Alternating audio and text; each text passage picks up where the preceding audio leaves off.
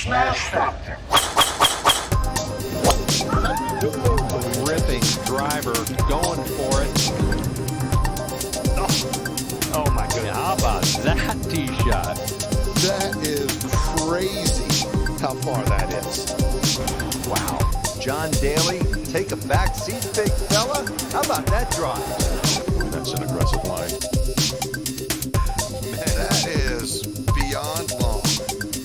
Look at this, he's just driven the green. He has just driven the green. I guess hello world, huh?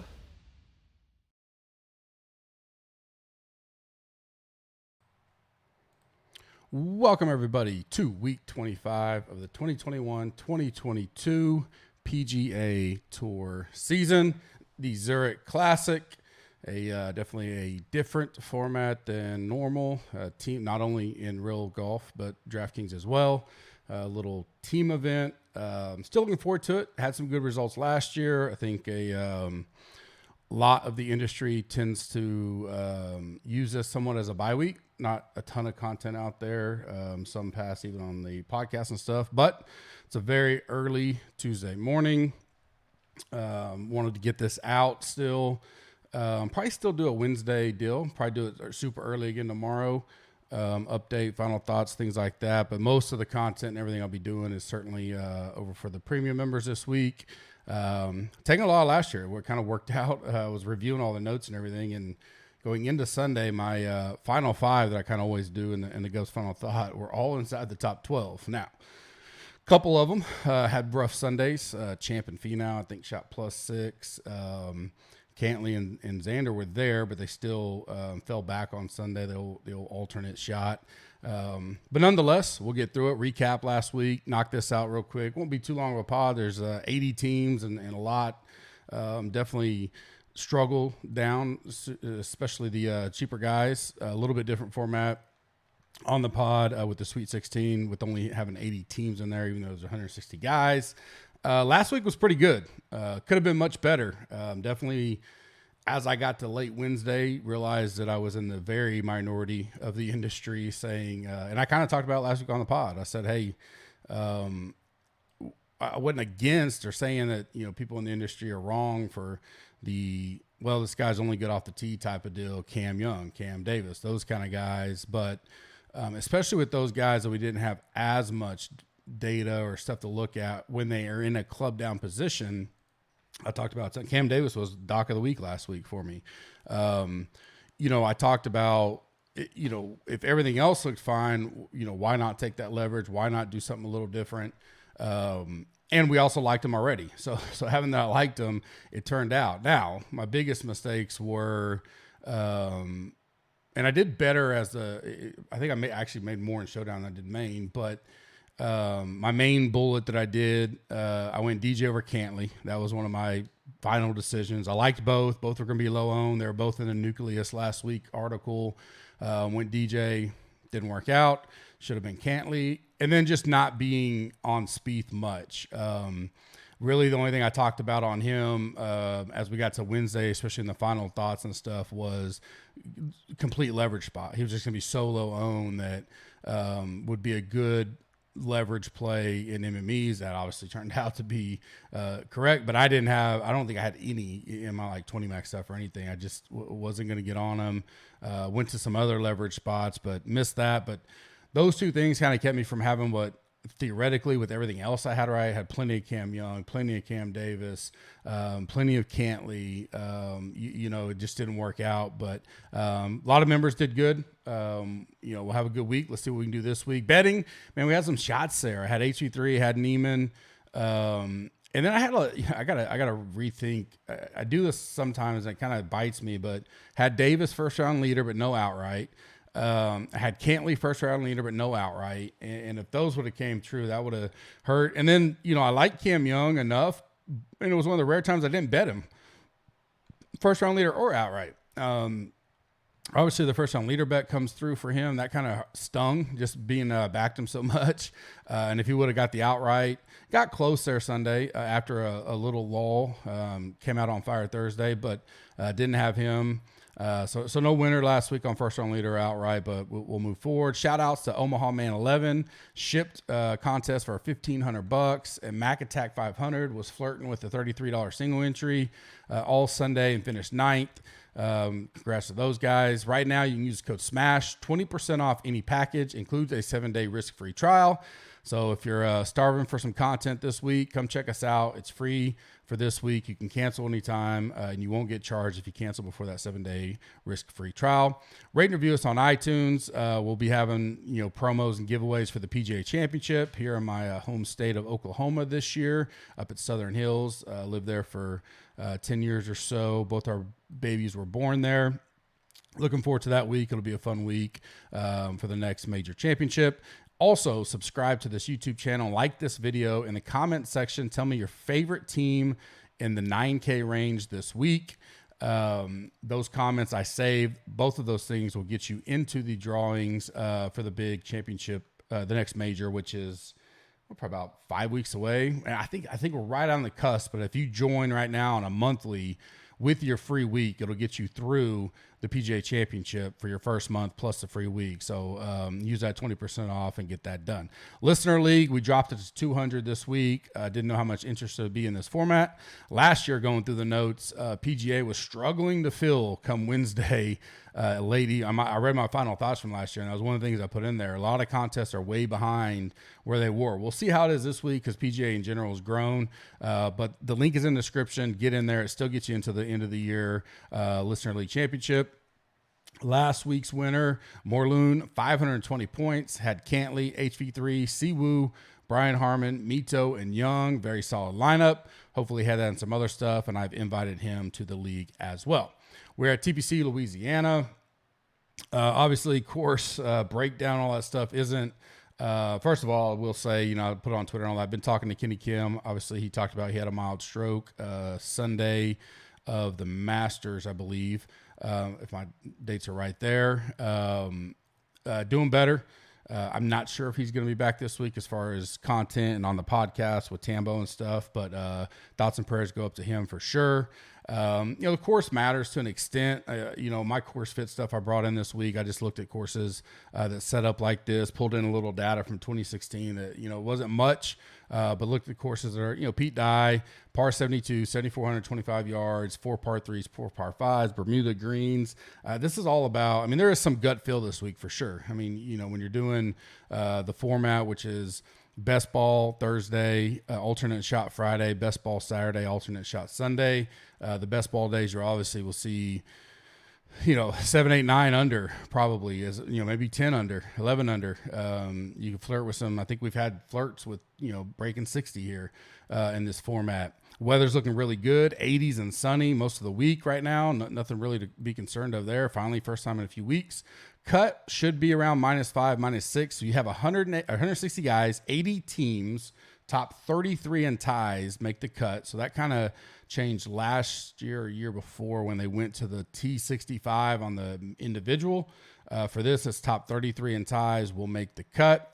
Winner, it's going to be around -23, -24, those type of numbers. Could be a little less. Somewhere, it'll be low 20s more than likely. This is the 5th year of this. Started back in 2017. Obviously, 2020, they did not have it with COVID. Leishman and Cam Smith won in a playoff over Usti and Schwartzel last year. Palmer, Rahm have won. Horschel and Piercy have won. Blix and Cam Smith has won. Horschel's won here as an individual as well, so he really likes the course. Some runner-up, Fleetwood Garcia in 19, Duffner, Perez, Brown, and Kisner. Individual winners, just if it matters, Brian Stewart, Billy Horschel, Duffner, Watson, some runner-ups, Webb, Tringali, Binion. He was a runner-up in 2016, so he's in the field with Sungjae this week. Let's see. So my stats I'm looking at, obviously, like I said, there's some gut feel there.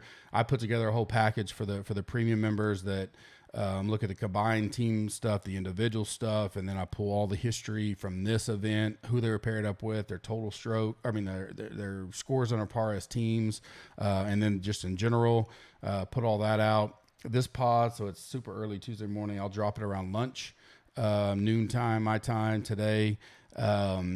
But in general, I'm looking at tee to green, strokes gained, ball strike, opportunities inside 18 feet, birdie or better, good approach, and par 5 DK scoring.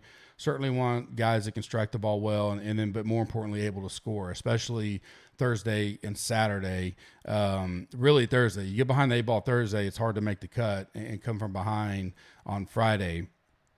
Not necessarily new to the course since 2016, but one thing I did note as I was doing the deep dive stuff last night, only 20 of the teams paired up this week have played in this event together, which is a lot lower than usual. So a lot of guys have switched partners or it's their first time. So maybe a little bump to those pairs that have played because there's not as many. There are way more guys that have played in this, but they're just with new partners or whatever. And I document all that a little bit on the deep dive stuff. But salary ranges this week, again, obviously, if you're not familiar, Morikawa, Hovland, for instance, they're 10-7. Both of them are 10-7. So you just pick one of them, you get both their scoring. If one guy so best ball on Thursday, if one guy gets a triple and the other guy gets a birdie, doesn't matter. The team gets a birdie, so both guys will get a birdie scored for that hole. 10K, there's 4 teams, 9K, 6 teams, 8K, 11 teams, 7K, 26 teams, 6K, 33 teams. Unless there's some kind of withdrawal, those will be locked in. Nothing changes, no Monday queue or anything like that. Sweet 16, I'm going to give you my favorite 2 in a bubble instead of, so I cut it back just 1, and then I give you some gut feel plays, fade of the week, sleeper of the week still, talk a little bit about betting, and then we'll wrap it up and get out of here. 9K and above, I like Neiman and Mito. I'll be interested to kind of see, well, I know there's not a lot of industry talk this week, but still can gauge plenty from it. I like this team a lot. They are my favorite team. The one negative I see is that both of them are average to the field, basically on par 5 DK scoring. That worries me a little bit with 4 par 5s that you need to score on. Both coming in with really good form. Birdie or better, they're both top 20 in the field. I think there's some perception that Mito is just like an even player, and he is. He gets a lot of pars, but he can score. They're both top 6 in stats for me, both top 16 in recent form. And then course fit rank, they're both top 13. Mito struggles a little bit at putting. Neiman's gotten much better. Their last 3, so for Mito, 27th, 13th, 26th, 35th at the Masters for Neiman, and 12th at RBC. I like a lot about them. We'll see if they're talked up. I know there was some flair about it, especially since they got paired together Sunday just by the order of the way the leaderboard was. So got to talk and play together a little bit there. Could be popular. That would be my one negative there.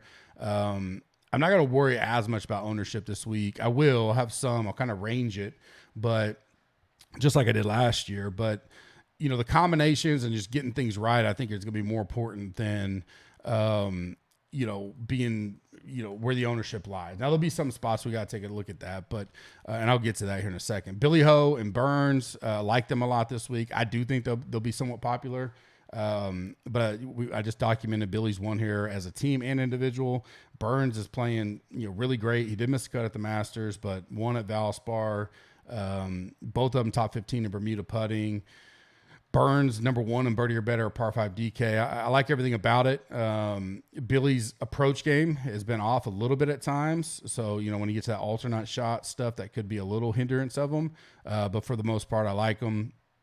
And then my bubble team is kind of a flip. I think the best I can, because I think Morikawa, Hovland, Cantley, Xander are both, I don't want to say miles ahead of the field, but definitely 2 of the dominant teams. They are the highest priced also. But because of that, I want to see where ownership comes in. And I think I'll probably just take one of those 2 teams and be overweight on it and just take my chances there. In general, it kind of lends itself the way pricing is to try to be as balanced as possible. There's some teams in the 6K that it's struggle to get them to get confident in putting them in. Leads me to like Cantley and Xander a little bit, just because they're cheaper. But, if everybody's going that route, I definitely, and they played in this. Morikawa, Holland, this is the first time that they're playing as a team together. So I lean Cantley, Schauffele there, but I really probably when I talking about a few spots where I look at ownership, that's one that I'll look at, and that's why they're on the bubble, just trying to figure those 2 teams out. 8K range, Willie Z, Riley, that's an easy one for me. I like both those guys, play them a lot. Simple. I'll be on them, taking them. Hadwin, Sevenson, definitely a team I got my eye on. Hadwin, he didn't bust last week. He was certainly high owned, 26. They both finished 26th, actually. And then before that, obviously, Hadwin had great form. That's why he was popular last week. Sevenson, 39th at Valspar, miscut at Valero, but he shined, shown some upside. And definitely one of those guys that can, and I had him in some showdown stuff. You could see where get a lot of birdies, but get a triple or something like that. And this format may help him on that. We'll see. He's weaker on the putting, but Hadwin is obviously very strong on putting. So I could see them yin and yanging it pretty well at 8K. And then bubble team, Hatton and Willett. My perception is they're going to be popular. I don't know that. They're 8,800. Both coming in pretty decent form. Hatton or Willett's probably playing a little better than what you would think. Fell off a little bit Sunday. He charged Saturday and then didn't shoot well Sunday. Finished 51st. Hatton 26th. In general, just looking at them as a team, I think I like them. Only reason why they're bubble boys trying to figure out, are they going to be the popular play in the 8K range? And maybe I just, they're $100 cheaper than Willie Z and Riley. I would take Willie Z and Riley on that, but maybe that keeps the popularity off Willie Z a little bit. And for Hatton and Willett, I'm not sure. That's the only reason I got him as a bubble boy. 7K range, Merritt and Streb. I kind of like this group. These are two guys that certainly would love to get a win and everything that comes with that. $7,800. Merritt's last three tournaments, 27th, 4th, and 12th. Streb's 7th, miscut 42nd. Both top 40 in putting. Merritt's 16th. Streb definitely doesn't rank out as good as Merritt, but I think the combo of that team could do well. And at that price tab, I really like that. And I feel like you're getting a good value there. And on a week where you need, some good lower end plays, and maybe a bunch of sevens and trying to avoid the sixes. I don't know that for sure. Next, Glover and Reedy done well here in the past. Played here, I think this is our 4th or 5th time together. Let me pull up. They are, this will be their 5th. So they played every year together. Had 2 good years, 2 not so good years. So kind of hit or miss there. Glover's coming in pretty decent form, 18th, 30th, 48th. Reedy, not so much. 39th, a withdrawal and a miscut. But, this kind of event, because this is where you just go, hey, they play here a lot together.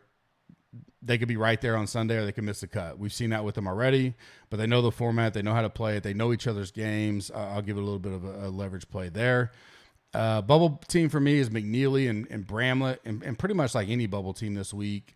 For me, it's really about ownership. Will they be the super popular team in the 7,700? McNeely's been popular as of late.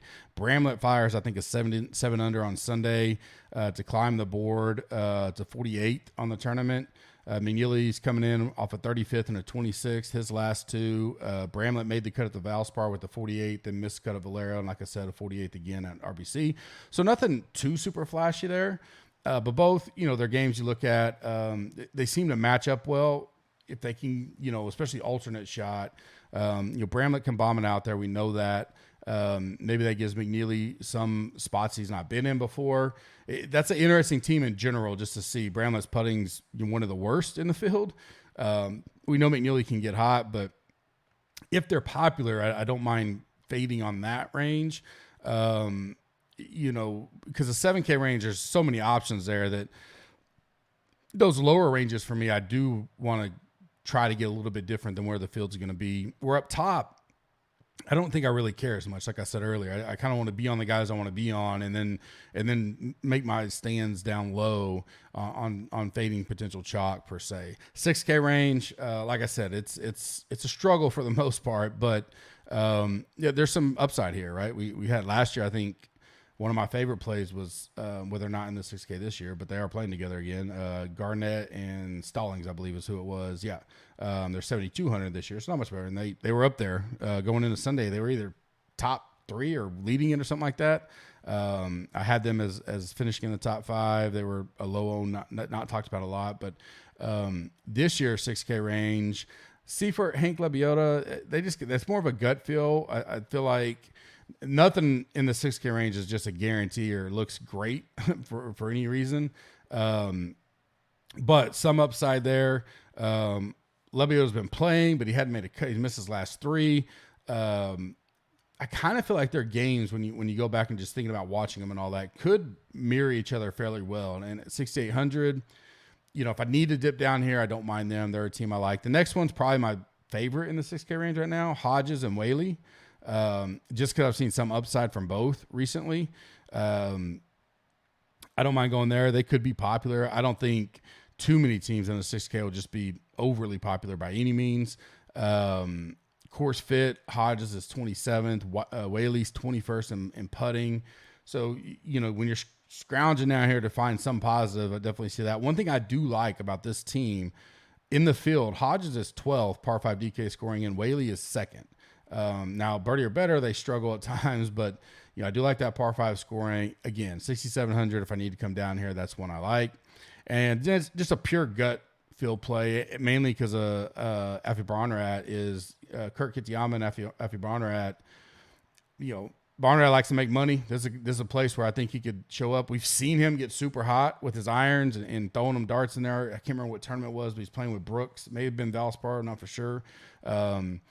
So again, there's not a ton in this range right now, and I'll dive in a little more and get things out for tomorrow. But that team I like, and they were a bubble team. There's again, anything you look up there is not going to look exciting to you, but certainly want to give some options. Definitely leaning more towards, how do I get hybrid balanced or balanced in this field to get as many teams on the weekend as possible. 6-6 probably be fairly low just in general, only 33 at 80 making it. So you can keep that in mind. My fade of the week right now would be Scheffler and Palmer. Super risky. Palmer's played in this. This will be his 3rd partner now. I think he's had Spieth. We know he's had Rahm. Won it with Rahm. And then now Scheffler, number 1. Fading Scheffler is dangerous, but I assume that team's going to be pretty popular at that range. And so that's the one mark where I go, all right, if I fade them and go elsewhere, go up $300 to Burns and Horschel, maybe that's that ownership keeps it down with Scheffler being cheaper. He's so hot right now, it's hard to fade him.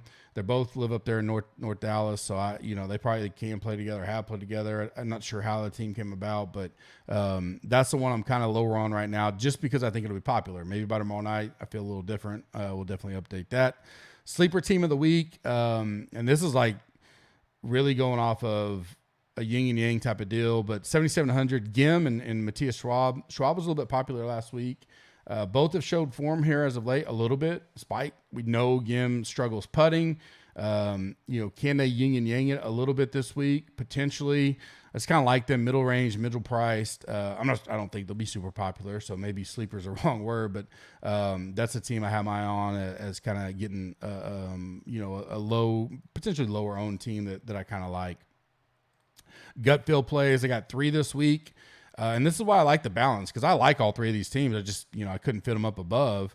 Straka Sig, definitely like that team. Straka's coming in really good. Great finish on Sunday again. Probably best form of his career. Sig, 48th at Valspar, 41st at Valero. Both Bulldogs. Plenty to like about that team. I do see them somewhat popular, 8,300. Next, gut feel play Smotherman and Higgs. Could be popular. I'm not 100% sure there. $7,100. I like that price. And I like them better than anybody in the 6K range. So they're a team I don't mind getting to. Both would love to get a win and get some that comes with that. I like that a lot this week. Then Bobby Mack and Laird, another one that 8,000 even. Fits in that balance bill mode. Both have top 30 finishes here in the last few weeks. Bobby Mack, 35th and 23rd at the Masters, and Laird, 29th at Valero. So those are 3 teams I also like going into the week. Top 5 that pop in 2 long shots provided by Prize Picks. Use GUP. Get 100% off, 100% match up to $100. Link is in the description. We've been doing really well over the last month. I know last week, I know NASCAR, they had one that went 3 of 4. I think UFC had one 3 of 4. I had one that went 2, 1 and 2 or something like that, a 5-1, 2 ties in it. We're really close last week. We've been doing well in general on it. Really like that platform a lot. Definitely will, if they have, I don't know if they'll have golf stuff this week, but if they do, definitely we'll have my plays out there. But we'll also have NASCAR, UFC, all that stuff going on as well. Top 5 for me right now, I like Neiman Mito 25-1-ish. These are moving a little bit. Kazire, Poston 40-1. McNeely, Bramlett 80-1. Hadwin, Sevenson 66-1. Hatton and Willett 33-1. My one long shot that I like right now this week is Smotherman and Higgs 150-1. That's one you could do like your top 20 or each way, something like that, if you wanted to. I will have my final 5 for those contests that are some take one and done off this week. Some contests play it, but I'll still have them out tomorrow per usual. I will probably, tonight I'll get back. I got a busy day, long day, and I'll kind of wrap most of the stuff up. Again, there's not a lot of deep diving. It's really just getting nuggets here, looking there, listening and gathering. A little bit of the ownership game always comes into play for sure, but in general, it just may be a off the radar week that put what we can put into it definitely could help us, give us an advantage, and try to. I'll probably just do like I normally been doing on Wednesdays that early. I'll do a pod early, post it, and then get all the final content out for the premium members per usual. Don't forget, Smash gets you 20% off, includes a 7-day free trial. If you're struggling to find some content or want to come check us out, check out the GC Warrior Room, our private Slack channel. A lot of talk, and especially these kind of weeks, a lot of general strategy talk goes on in there that definitely can be of use for you, as well as all the other sports we got going on. F1's back this week. UFC, I believe, is a pay-per-view maybe. NASCAR will be back on Not Dirt. That was kind of a crazy week, but yeah, it was fun nonetheless. Looking forward to it all together. Hope you guys have a great Tuesday. I'll be back later on tonight and get to the rest of the content out for the members. Have a good Tuesday. See you later.